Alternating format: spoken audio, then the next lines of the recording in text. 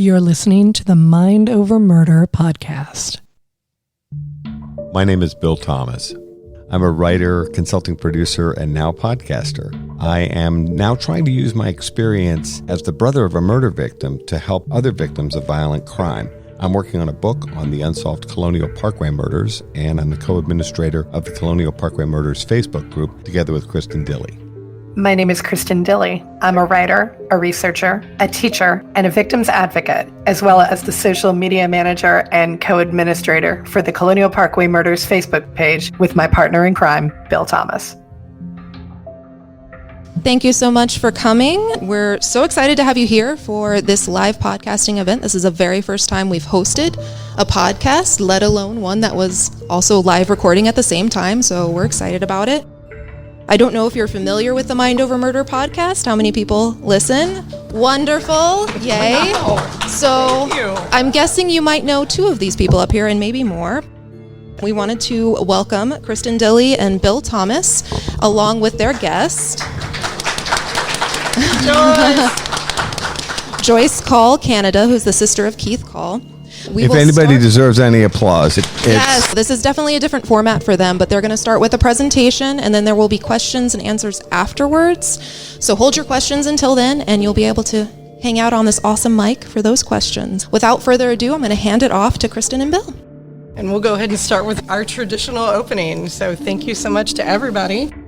You're listening to the Mind Over Murder podcast. I'm Kristen Dilley. And I'm Bill Thomas. And we're here for a live podcasting event at the Yorktown Library. And this is definitely a first for us. Thank you to everybody who came out tonight. We appreciate you so much. Give yourselves a round of applause for coming out with us. Thank you. All right. Are you ready for questions? Yeah, we're ready for the We Q&A welcome session. them. We'll ask you to step up to the mic. Andy, seriously, come on, Now, line up.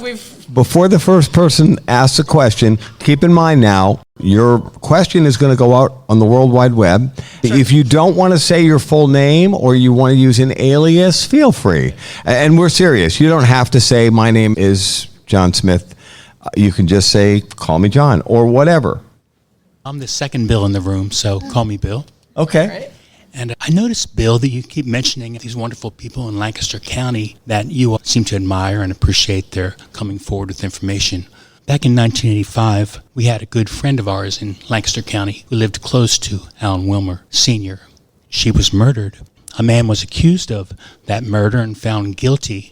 And after 35 years, he was exonerated. In the meantime, the true murderer escaped the hand of the law. And a lot of things happened then. I think a lot of it was corruption on behalf of the prosecutors and the police, and they've never acknowledged that.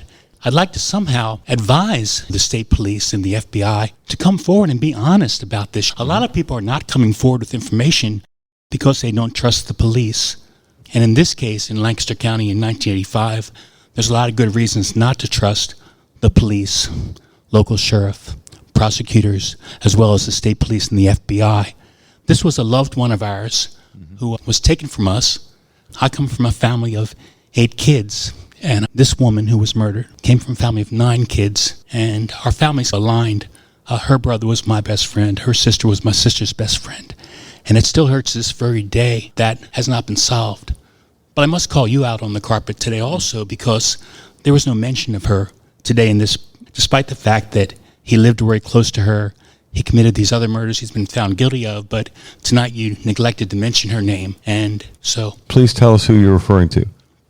I'm not going to say her name. Oh, I'm sorry. I would love to talk with you afterwards, right. And I do apologize. It's a name that you know. How many murders were committed in 1985 within a mile of Wade Wilmer Sr.? Right, with respect to her family, I just don't feel comfortable saying her name without... I understand, and I think I know who you're referring to. Right.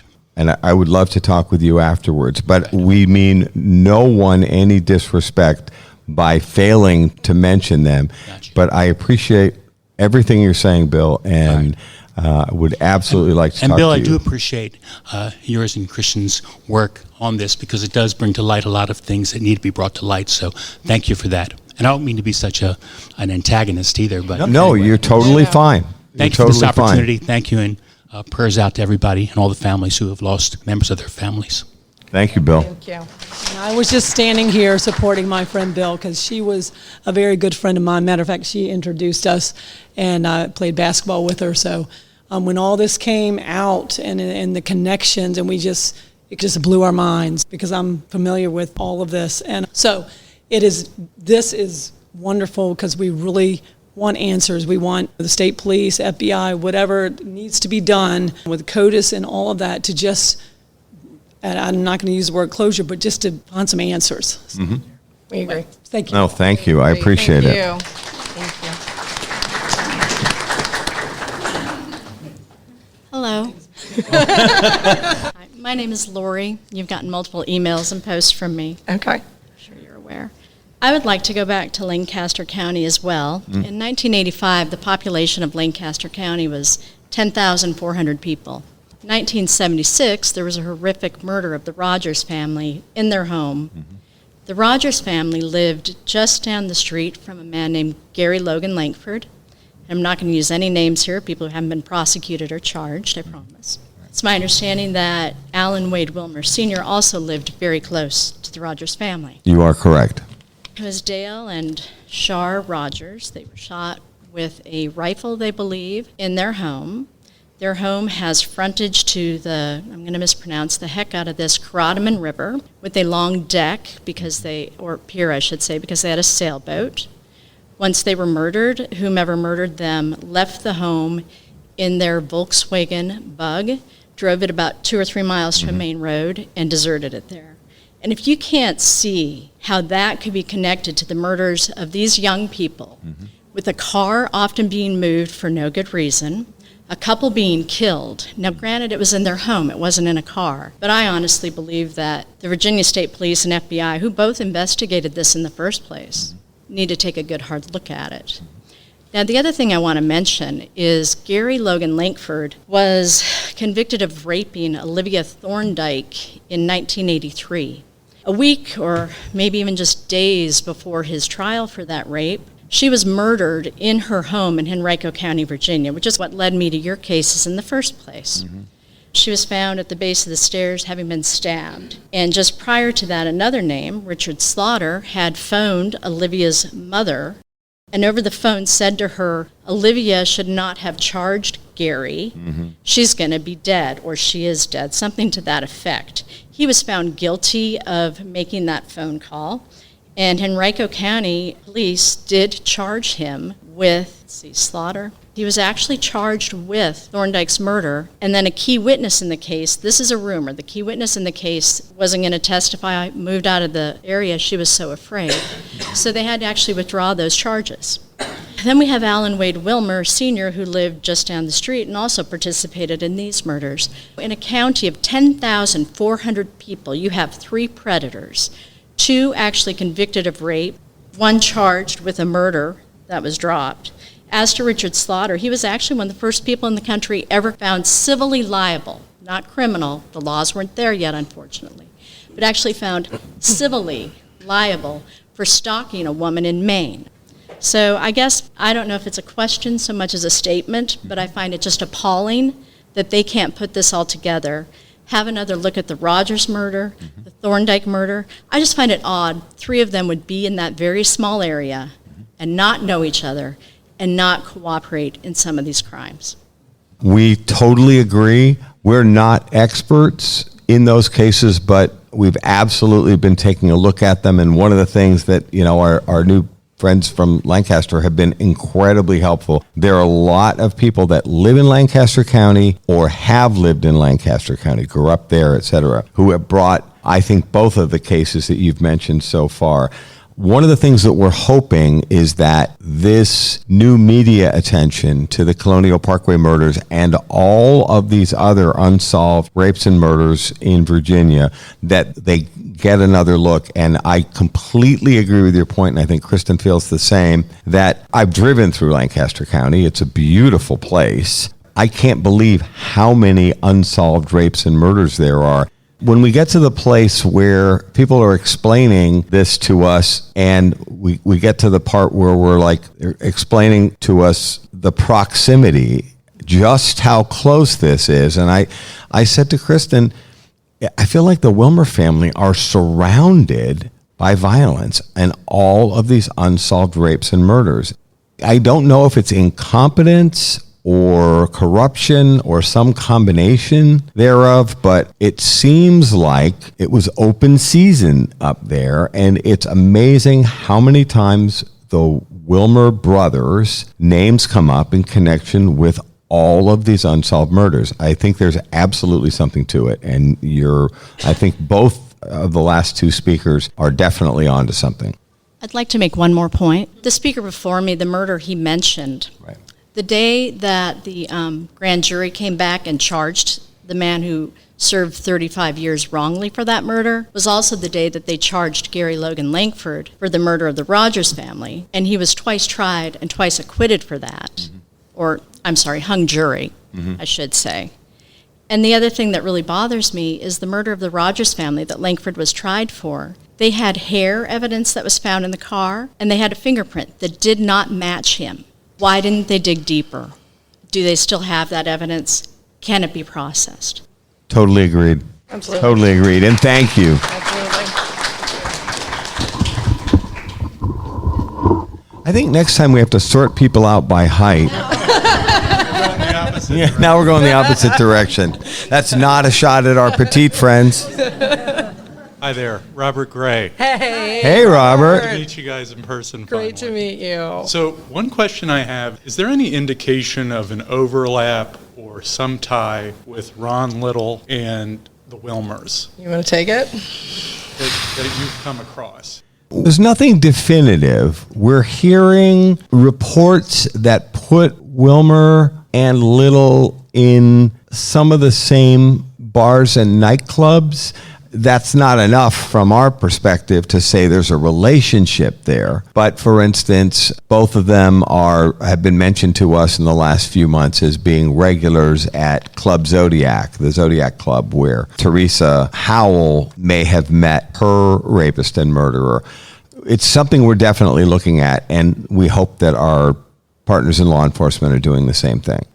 On a different note, any of the tips that have come in about Wilmer harassing people on or near the Parkway, was there ever any indication that there was another person present with him during those tips that have come in? Not in the tips that were routed through us. Now, we're hoping that there are dozens of other tips that have come forward. That you don't need to talk to Kristen and Bill to talk to the FBI or the Virginia State Police. The stories we've heard, he seems to be the only person. Interestingly, the stories we've heard all involve that same very distinctive blue-green truck. We don't ever seem to have another person in a vehicle with him in the stories we've heard so far. So at this point in time, do you think if he is the suspect in at least more than one of these cases, that he was acting alone or there was an accomplice after the fact? I'd be curious to hear all three of your personal opinions on that, especially with the moving of the vehicle. Let me let the ladies go first on this one. Okay. That was a total cop-out. But now I can think of a good answer. Okay. I didn't have any time to do that, but all right. Oh, I'm sorry. Would you like to go second? You're good. You're good. I mean, talking to a number of our different profiler friends, Jim Fitzgerald, Jim Clementi, they have both put forward scenarios where you could do this singly or you could do this with an accomplice. I don't think we know enough about Wilmer yet to be able to say definitively one way or the other, was he working with someone? And I know a lot of people are wondering, could he have been working with, say, a brother? We don't have that information yet, I don't think. I would like to learn more about Wilmer's movements and patterns before I commit to an answer. And I know that sounds wishy-washy, and I'm sorry, but I want to operate on the principle of the more information I have, the better informed I can be, and I don't have that information yet. Joyce, you want to add something? I've been. It's a podcast. I've changed my mind many times through the years on what I think, and even where I think his car was. When I look back, my answer, too, is I don't know. But a lot of these victims were young and strong and fit. And it makes me wonder, you really had to have a lot of control, because I know for a fact my brother would have fought, and I can only know that Cassandra would have, too. And so I would not be surprised if he did. I don't know that. I've been out to all of the crime scenes with Kristen, sometimes with the actual investigators.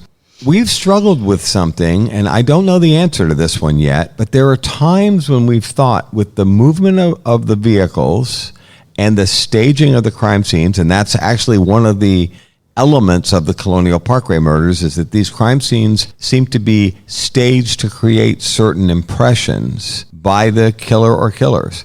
Sometimes we've said, though, when you're out there stomping around, this would be a heck of a lot simpler at the end of the killing part and the staging part if he had a ride, if he had somebody to pick him up.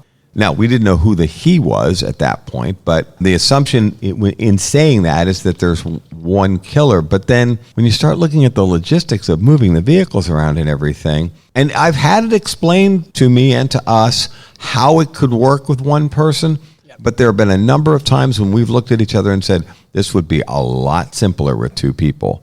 Even if the second person isn't necessarily participating in the raping and the murdering, maybe this is the kind of person who would pick you up, no questions asked. Yeah. Do you know what I mean? Your ride or Yeah. ride or die person. I hope this comes out, because to us, this has been one of the greatest mysteries about how did these cases work and how did things actually transpire. And on that note, I'll close. I know you talk a lot about there's no such thing as closure, but you want answers. Other than identifying a perpetrator, what are some of the answers you guys are most looking to have at this point in time? And what do you think is realistic after this many years and the potential that the primary perpetrator is deceased? No. Boy, that's a tough one. Yeah, you're the. Why? And where's my brother's remains? Yeah. Yeah. Yeah. Yeah.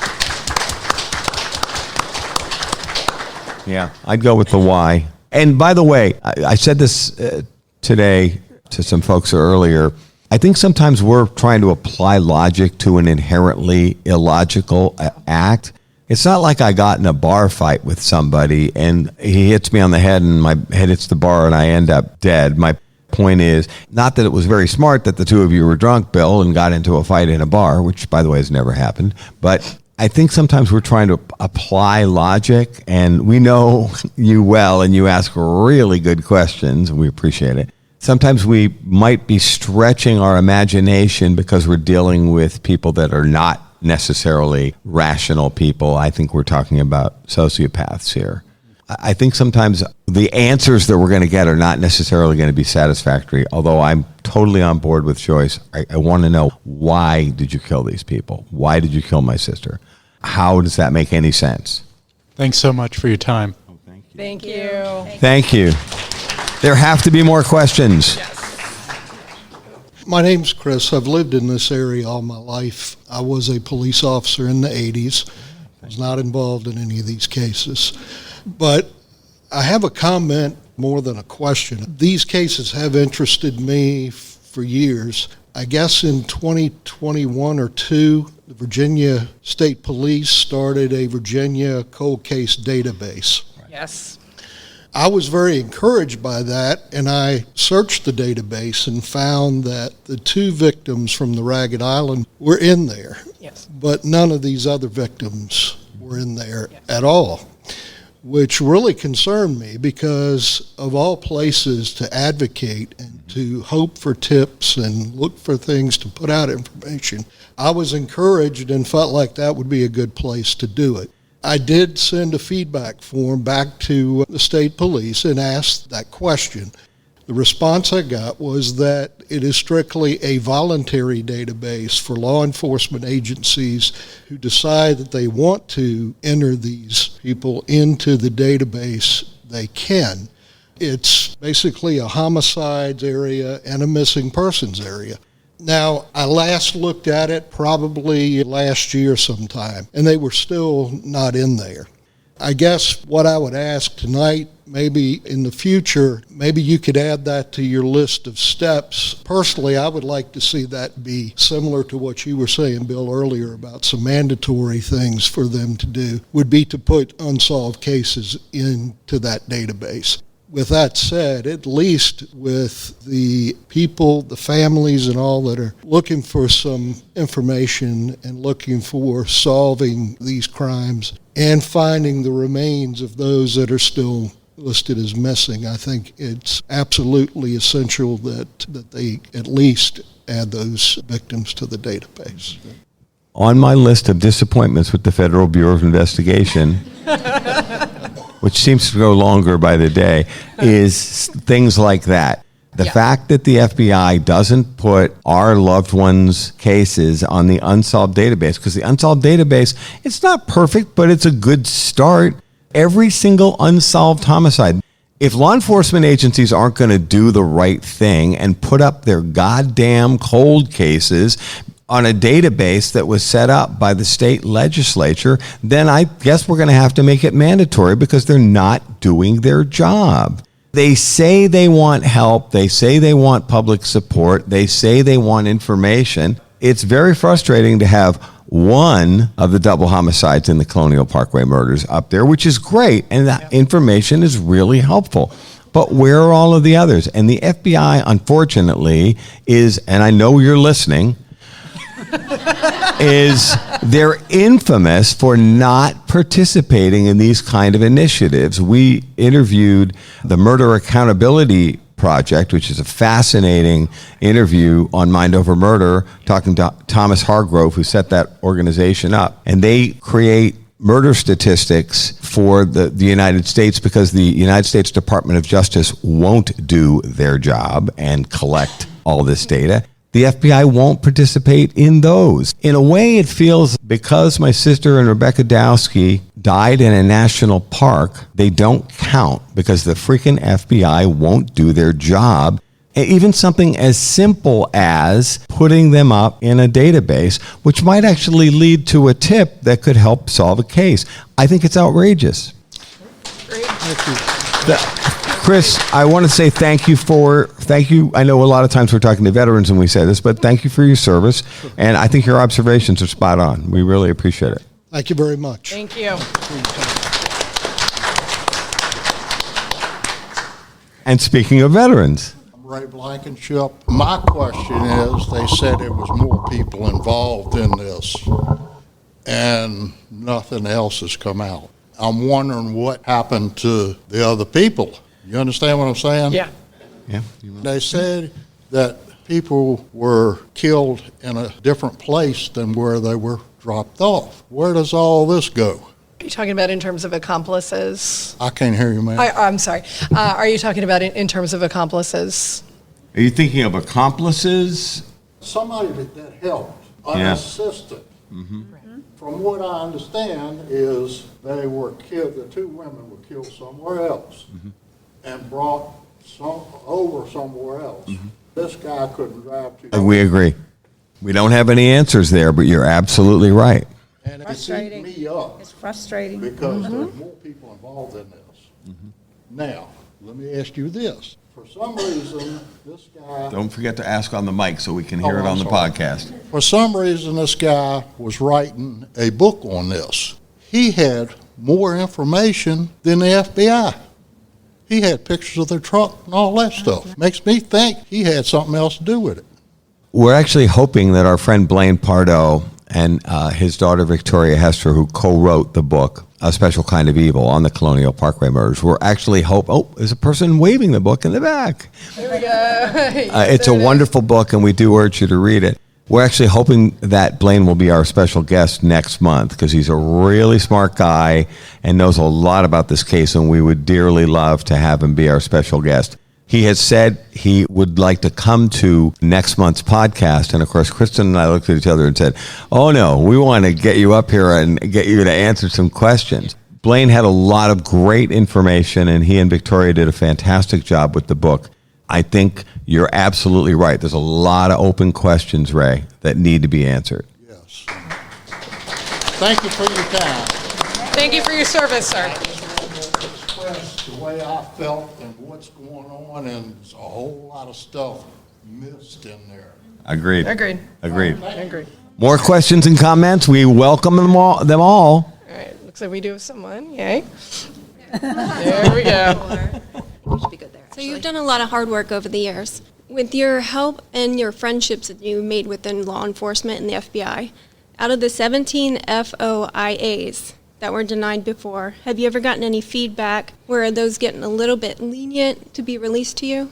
We've not had a lot of luck with FOIAs. Blaine and Victoria have had some luck. Interestingly, it's usually with the secondary agencies. The primary investigative agencies usually have given all of us it's an open case, we can't answer those questions, even to this day. Interestingly, we got some very good intelligence over the years from agencies that attended briefings of various law enforcement agencies over the years. They've provided good information, even to the point of sending us copies of handwritten notes that the officers jotted down while they were discussing the cases. For us so far, the FOIA requests, Freedom of Information Act requests, which is supposed to be about transparency and good government, he said, rolling his eyes. It's supposed to be. I'm sorry, did that sound skeptical? We have not had a lot of luck with Freedom of Information Act requests. Doesn't mean we won't keep trying. And we've talked to some other podcasters and journalists, and we're going to try some new things. We'll keep trying. So far, we haven't had great results. And then the last, I know this has been asked many times, but as of today, do you have any feedback of whether the hair that was in Kathy's hands have been tested? I cannot get a straight answer from the Federal Bureau of Investigation. Thank you. Yeah. I'm running back up. Okay. Apparently, it has to be adjusted for Land of the Giants here. So the talk of FOIA has made me think of this question. With Edwards Knobling, now a perpetrator is identified, and I assume it's close to being closed, or is it still active? He got a lot of pushback. They said on January 8th the case was closed. Blaine Pardo, he's a pit bull, he's a great. He jumped on this even before Kristen and I had a chance to even think about it. But the response is, it's not really a closed case. If it does close, would that open the door for FOIAs to come rolling through? We hope. I think part of the reason why they're saying it's not closed is because they don't want that. I don't think they want Bill Thomas and Kristen Dilley knocking on their door and saying, give us everything you've got, because I don't think they're going to do that. Okay. So I'm wondering if maybe just logistically, because I don't want to deal with this guy. Or this gal. You're the worst offender of the two of us. I'm the problem. You've got the Irish temper, my dude. Wonder if maybe they are continuing to say, no, it's still an open case because they don't want FOIA requests rolling in. But that's just my theory, and maybe it's a paranoid one. And let me tell you a story in response to your question. About a year ago, we got a tip from a DNA lab that will remain anonymous that Virginia State Police had applied for and received a SAKI grant, and SAKI stands for Sexual Assault Kit Initiative Grant. It's actually a terrific program. Federal money put aside for agencies to apply for grant money to cover the cost of outside labs to test rape kits that have gone untested, which is in and of itself should be a national scandal. We got a tip that they had applied for a SAKI grant and received it, and were sending the evidence in the Robin Edwards case to an outside DNA lab.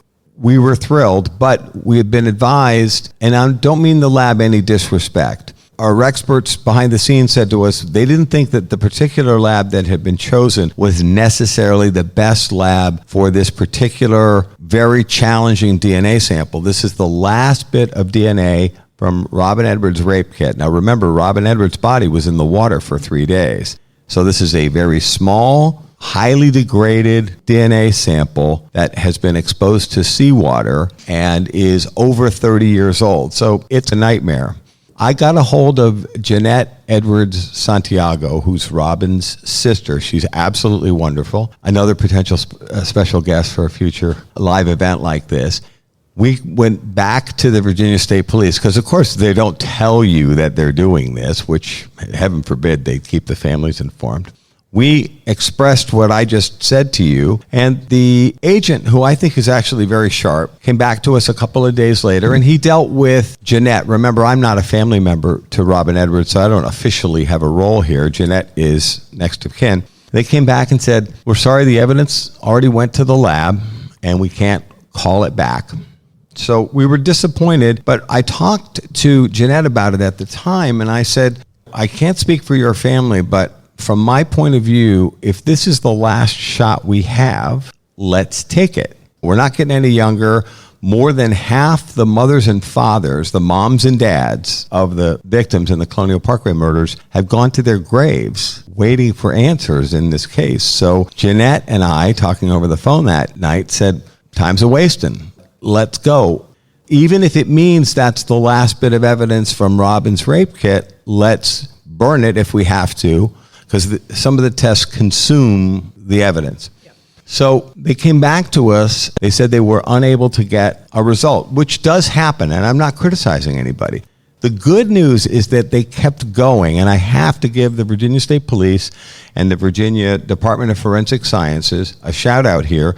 They kept going. They took the evidence back from the first lab that had struck out, and they sent it to another independent lab. I think I know who it is, but I won't say because I'm not sure. But another very well-respected lab did the tests a second time, and their equipment and their parameters were different, and they're the ones that got the result. So they stuck with it. Even though Jeanette and I had both said, if this burns the last bit of evidence in Robin's case, then so be it. We're thrilled. They actually took the gamble, and this is what resulted in Alan Wade Wilmer being identified as the suspect. Props all the way around. I just wanted to tell you that story tying into what you're saying.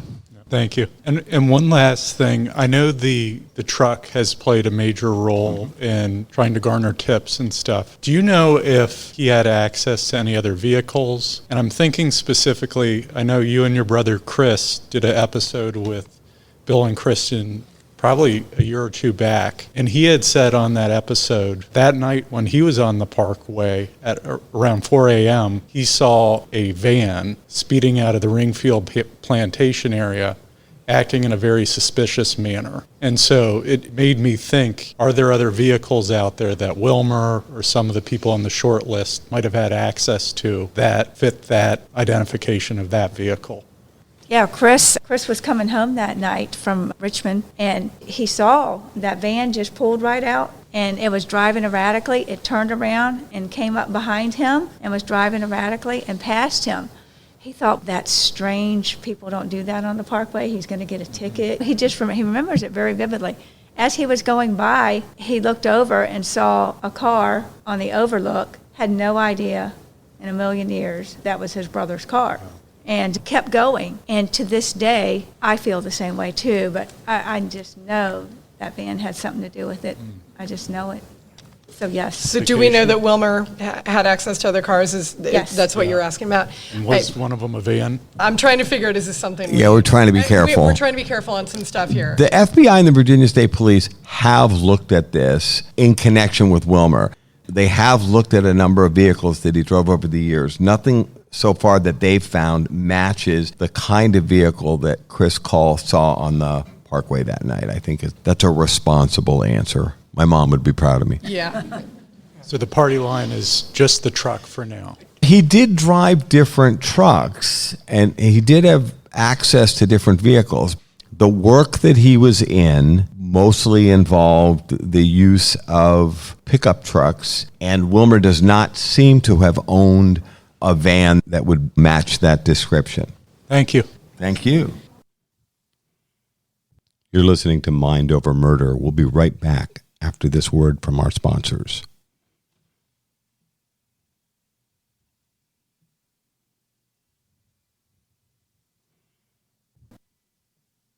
We're back here at Mind Over Murder.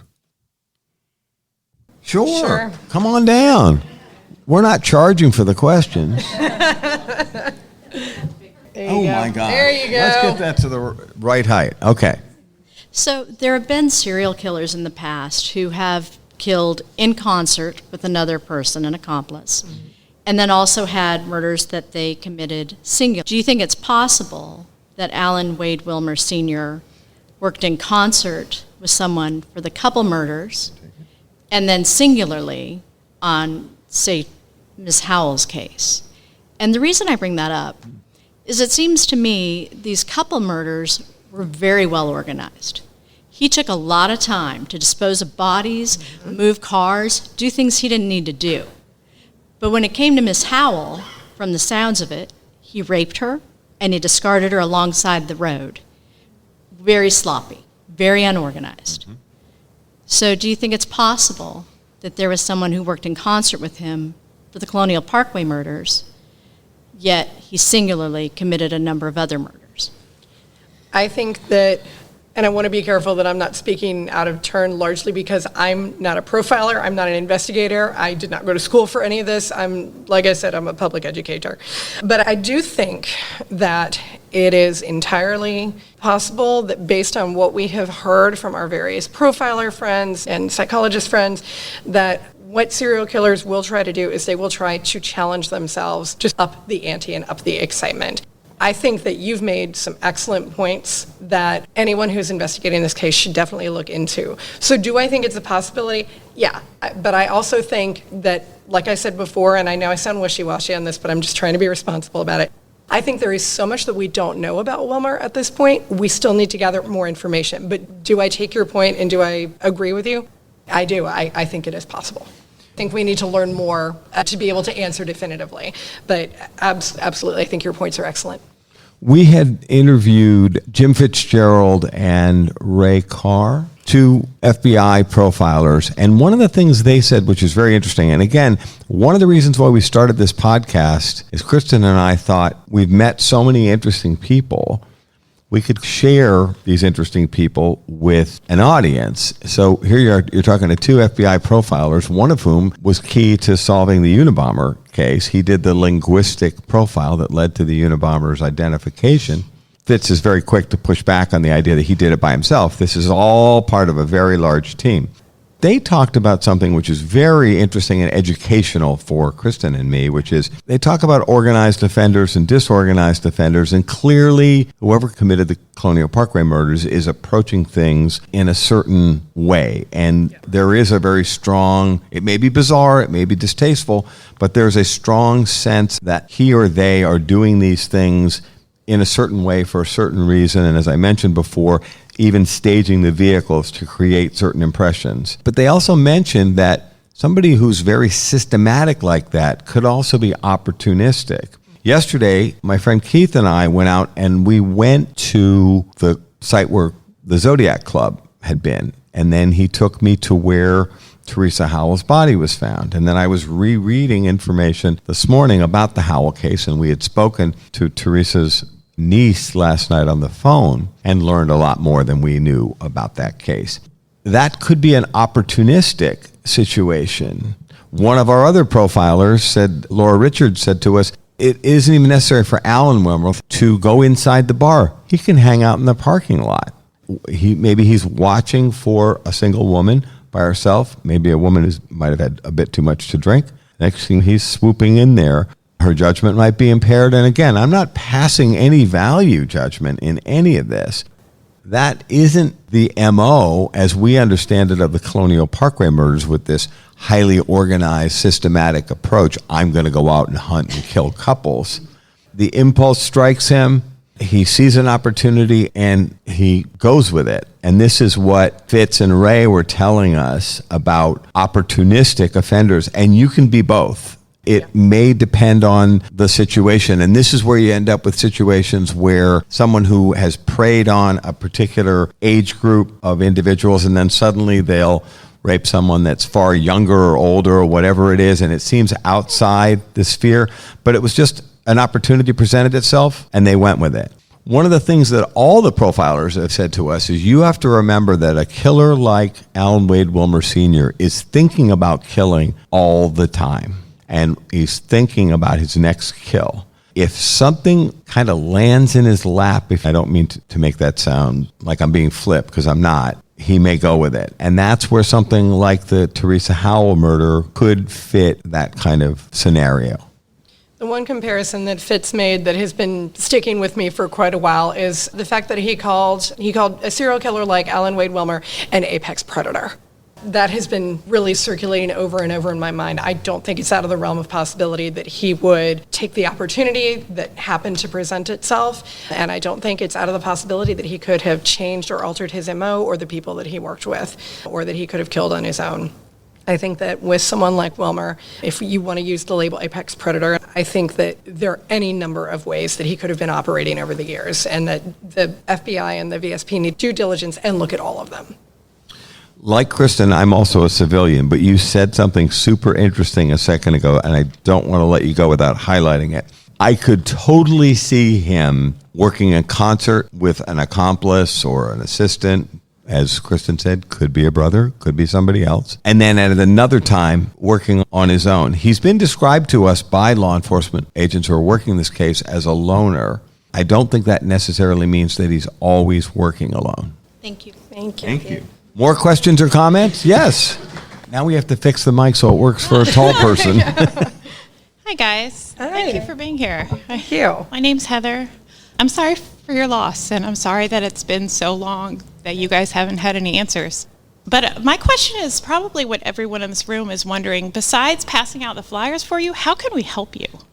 You have a very active audience of people that care about your cause and the victims and want to help you find answers. If his DNA being loaded into CODIS is a rule, are there signatures that are needed?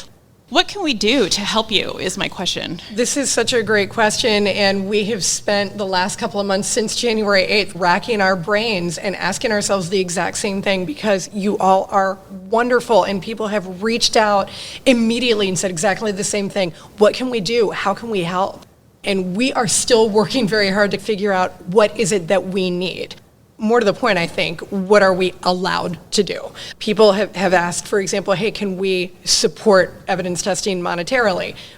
We do not have access to the evidence, so we cannot accept those sorts of donations. We are still trying to parse out for ourselves what are the best ways that y'all can help. But the number one thing that you can do, like right now leaving here tonight, is please take our information with you. Hand out those postcards to anybody that you know who may be aware of Wilmer, lived adjacent to him, anyone who lives in Lancaster County. The more information that we can get to the FBI and the VSP, the better.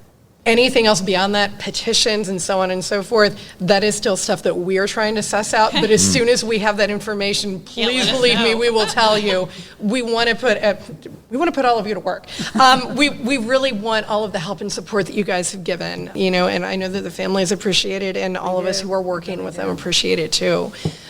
Did I cover it, or do you want to? No, and one bit of clarification, we did approach the FBI a couple of years ago because we were getting a lot of feedback from, very positive feedback from Mind Over Murder listeners and people that are very supportive of the families. The Call family had been very successful in raising funds as needed some years ago. This is back in the 80s. That was something that we had talked amongst ourselves about being willing to do, but we wanted to earmark this for forensic testing, and the FBI actually said we cannot accept gifts of this type. And I said to the senior agent, it's not a gift, but they refused the money. They didn't want to take the money. Now, the good news is there seems to be, especially with the traction that we're seeing now in the case, where we finally identified a suspect and we're starting to get some answers. It's not all the answers we're looking for. They seem to be a lot more open to supporting advanced forensic testing. So this is something Kristen and I are really trying to figure out. We don't want to ask you all for things that are a waste of your time or your money or your support, your energy, your goodwill. We're trying to be real careful about this, but it is definitely something we're thinking about. Okay, thank you. Thank you. Last questions, comments, criticisms? All right. Oh, go right ahead. No apologies necessary. Michelle, she feels that intuition that the white van was involved in her brother's case. How do you, as Kathy's brother, feel that Wilmer was involved in yours? Wilmer checks a lot of boxes, potentially, in Kathy and Becky's murder. And remember, when the murder series started, it's not for another year that we have another murder, the murder of Robin Edwards and David Knobling. The FBI told us from very early on that they were looking at watermen, and there were a lot of things about the circumstances of how Kathy and Becky died. I won't get into the graphic details here, but they thought that a waterman was a very likely suspect. And they did look at a number of people that fit that category, including, we believe, Alan Wade Wilmer Sr. There are other suspects that are also pretty viable, particularly now we're talking about Kathy and Becky's case. Remember, the Colonial Parkway Murders may not be a straight up 1, 2, 3, 4 series here. I could see Wilmer being identified as Kathy and Becky's killer, but I think we're just going to have to let this one play out in terms of they are doing a lot of good work here. And I think law enforcement and the investigative teams are more motivated than they've ever been before. It's really hard for me to be patient after 37 years. I think we have to give this one a little bit more time. Bill, Kristen, Joyce, folks, I have a comment I want to give and an announcement. My name is Ed Taylor Jr., and I'm president of a historic organization clear up in the western end of the state of Maryland entitled the Cumberland Historic Cemetery Organization. And we're the group last year that installed the monument for Joyce's brother, Keith Call, at Rosewell Memorial Cemetery over in Gloucester County. I have been running this organization for 40 years, and we have erected monuments from Florida to northern Pennsylvania through the 250-year American spectrum from the Revolution to current day. And we've erected almost a little over 900 monuments, and I will say that out of all the monuments we ever put, it was in the ground. It was such an honor and a special experience to do this one, because this story is still going on. And tonight I came down here, it was a 6.5-hour drive, to make the announcement. In 2028 or 29, at the end of this decade, we will be installing a rather large monument. I'll know tomorrow morning 100% for sure what cemetery it's going to be in. It'll be in Gloucester County, to all the Colonial Parkway murder victims. The reason why we're waiting several years, as everyone in this room knows and has heard tonight, this story is still being written. Kristen Dilley, Bill Thomas, Joyce Call, and Blaine Pardo have already committed that they will be monument committee members, and between the few of us, we will decide what will go on the monument. And it will be a rather large monument containing the pictures of the victims. Who knows, by the time this rolls around, there may be other victims other than just the 9 that we know of tonight. As the years go by, we'll have some more information on this project. And before I sit down, I want to make a public comment. If this country had more people like Bill Thomas and Kristen Dilley, we wouldn't have half the problems we have in this damn country right now. So let's give these folks a truly good hand. Oh, now you can be embarrassed. Thank you. Thank you, Ed. Now we're both blushing. I think we have time for one last question. All right. My name is Kim. My sister and I are both here tonight, and we grew up in Williamsburg. We are their ages. We were on the Parkway doing things we shouldn't have been doing in our teenage years. And yet it amazes me that we knew about it, but it was amazing how much we didn't know about it. Obviously, social media has changed that. So what I was going to suggest, and going on with, I don't know where she went, but the woman that wanted to thank you and ask what we could do to help. We all, I think, came here because of social media and heard about it that way. With your permission, would you consider it a help if we were to take the pamphlets that you guys have given us tonight, maybe post them on our Facebook pages? Obviously, I grew up in Williamsburg. I still have tons of friends, like my sister does, that knew about everything that was going on. And if we all have that same kind of connection, then if we all posted it and maybe put the FBI link or invite them to the podcast or something, that just, more people on the local level may see it that haven't seen it yet. So maybe some of the folks that are here tonight, if they have social media, they can do that and maybe could lead to some more tips. We would love that. We would love that. Thank you very much. Yeah, absolutely. Please do feel free to take those, share those, post them everywhere. Our goal is to get as much information out about the case and about Wilmer.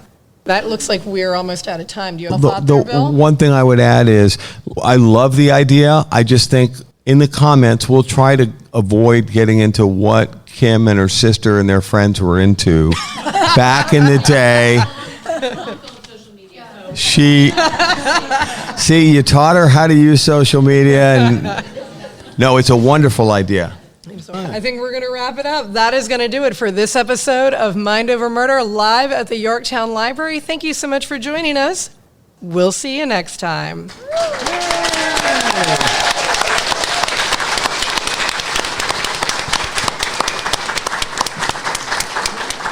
Please take postcards. That's why we printed them. And thank you all. Thank you to Beth and the library staff. They did an incredible job. Thank you very much. Thank you guys so much.